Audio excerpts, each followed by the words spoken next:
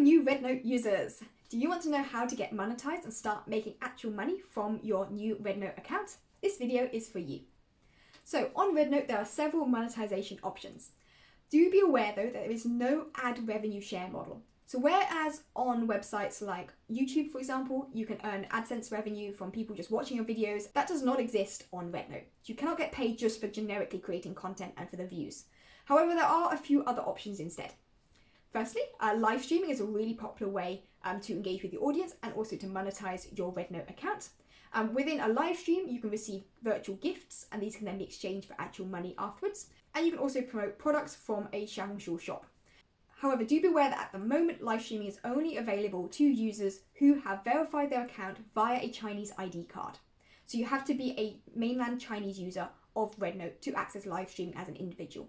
Or you could be an overseas business owner and have a registered company and have a Chinese representative verify your account using their ID card. So there are different ways to get this live streaming activated, but do be aware that it's probably not available to the majority of overseas social media influencers.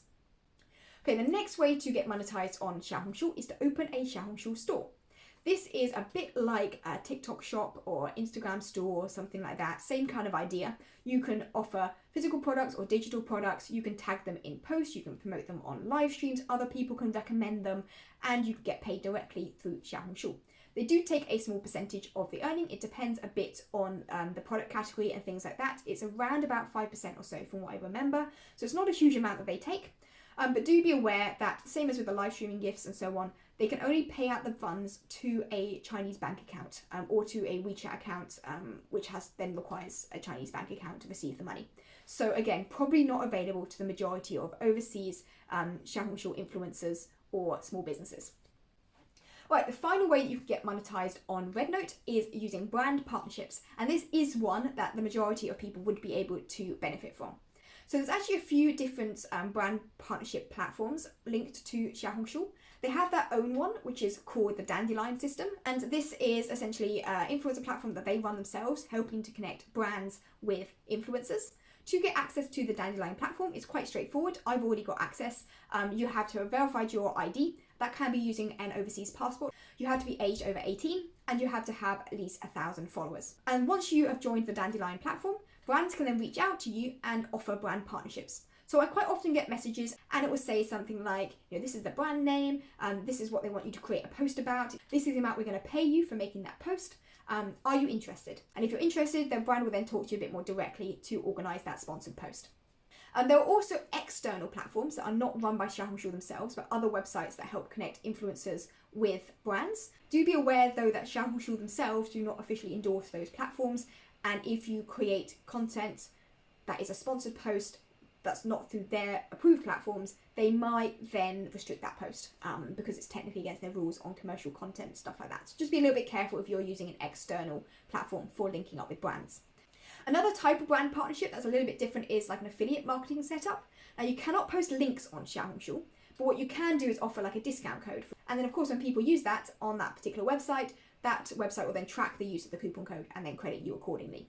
But as mentioned already, do be careful about creating what could be considered commercial content through a non-official platform. So they are a little bit restrictive on some of these things. You have to be careful about how you do it. It has to be in a way that is educational and informative, not just spamming with like, use this discount code, use all my discount codes on all of your posts, because that gets kind of annoying. As a general rule, I would say try and keep the amount of sponsored commercial content on your account to less than 10% of your posts. Okay, so that was a quick video all about some monetization options on RedNote. If you'd like to see some more detail on these, by the way, do let me know and I can give you some more detailed tutorial videos or insights into those if you're interested.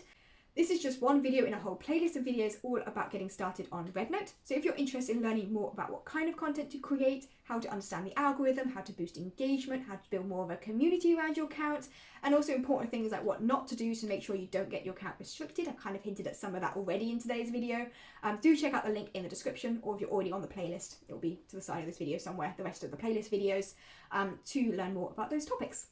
I'd also say that if you are a fellow small business user, like I have an online education business that I promote through my RedNote account, do check out the link in the description to my free Xiaohongshu bootcamp. So that works you through like how to set up and optimize your account in a lot more detail. It also talks about what kind of content to post and like how to promote your products and services in a way that doesn't break some of the rules and restrictions, things like that. Okay, so I hope you found this video helpful. If you did, don't forget to like and subscribe, and I'll see you again in the next video.